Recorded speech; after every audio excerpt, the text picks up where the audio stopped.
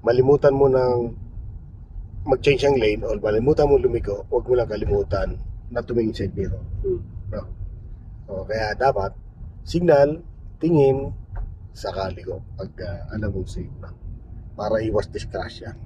Kaya pag malayo pa yun, tama itong posisyon mo, nasa gitna lang tayo ng lane. Pag pakaliwa tayo, mga 100 meters pakaliwa, dapat makuha mo na yung kaliwa.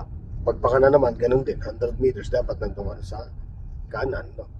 Dapat position. Ang isang driver, pag magaling sa positioning, iwas disgrasya. Kagaya nito, natitrace mo, ang ganda ng tracing mo ng kalsada. So, kaya safe na safe ka talaga. So, hindi kayo nangangain ng kabilang kalsada. Hindi mo sasagasaan yung sa kaliwa o kanan. No? Yan lang yung mga babantayan mo. Yung biglang pasok. Kaya tama yan, malayo pa, tanggal agad ng gas, alalay sa brake. No. So, di mo naman kailangan mag-full stop. Nakita mo biglang pumasok, ay full stop ka agad. So, kailangan alalay lang. Pag kailangan diinan, saka dito. So, dito ka lang muna sa bandang kanan. Ano, huwag ka muna papasok. So, gas ka pa. Dagdagan ng gas. Yan. Ito yung buwelo niyan. No. So, mayroon talaga yan. Tapos, tingin ka dyan sa kaliwa. Kung gusto mag-change ang lane, signal ka muna. Okay. Tapos, tingin dyan sa kaliwa. Pag mayroon, huwag ka muna mag-change ang lane. Yan. Pagkalagpasan pula na yan, yan, pwede ka na mag-change ang lane. No? Kaunti lang, ganun mo lang. Ayan. Okay, ito, no?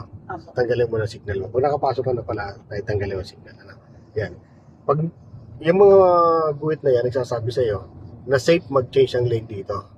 So, either siguro malapad yung kalsada, kasi pag solid naman, medyo delikado pag-change ang lane. Kaya, dito pa lang, dapat nag-ano ka na, puno-posisyon mo ng sakyan mo kung saan mo gusto i-posisyon sa sakyan mo. Kagaya nito, nandito tayo sa pinaka-slow na mga sakyan, sa mga truck, mga ganun. So, gusto natin posisyon doon sa kabila.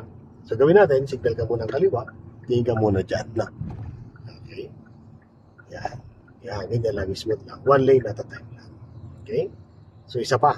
Na, signal ka pa ng kaliwa, kaya tingin dyan, dagdag ka ng gas, dagdag ka pa ng gas. Yan, kasi wala naman, no? Okay.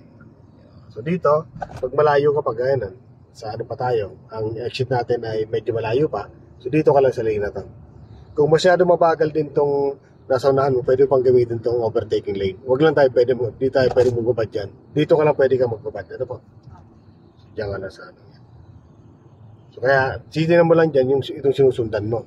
Tapos yung biglang papasok ng alanganin, yan babantayan mo. So, kagaya nitong truck na to. So, mapapansin mo yung truck, yung gulong niya, naka-straight lang. So, wala siyang intention na para pumasok bigla dyan sa ano. Saka medyo malayo ka naman sa kanya eh. Kaya pumasok siya, dyan sa area na yan na dadaanan mo, safe naman. Okay? Kasi medyo malayo. Ngayon, nalapit na tayo sa kanya. So, pag pumasok yan bigla, alanganin. Kaya papantayin mo yung gulong niya kung puposisyon pupunta sa dito sa dadaanan. Yung galaw niya lang yan. So, basta focus mo nandiyan lang sa unahan. Dahil sa sinusundan mo. Itong katabi mo, itong tumabi sa'yo, tinan mo kagad ang gulong niya. Malayo. So, wala siyang intention na pumasok dito. So, pag tumingin tayo sa kaliwat kanan, isang segundo lang, mabilis lang natingin. Balik agad sa unahan. Hindi pwedeng mawala ang mata mo dito sa ano mo ng dalawa segundo. Delikado. Yan. Tinan mo ang galaw nitong truck na to. Okay. Yan. Sulyap-sulyap ka lang dito sa gulong nila. Mas madali yung makita niya kung papasok siya sa area. Sa area mo na yan. Kagaya itong kotse. Yan. Ha? Yan ang mga bantayan mo. Yung papasok ng alanganin. Okay? So, yun yung pasok niya naman, okay naman. Walang problema kasi medyo malayo ka sa kanya.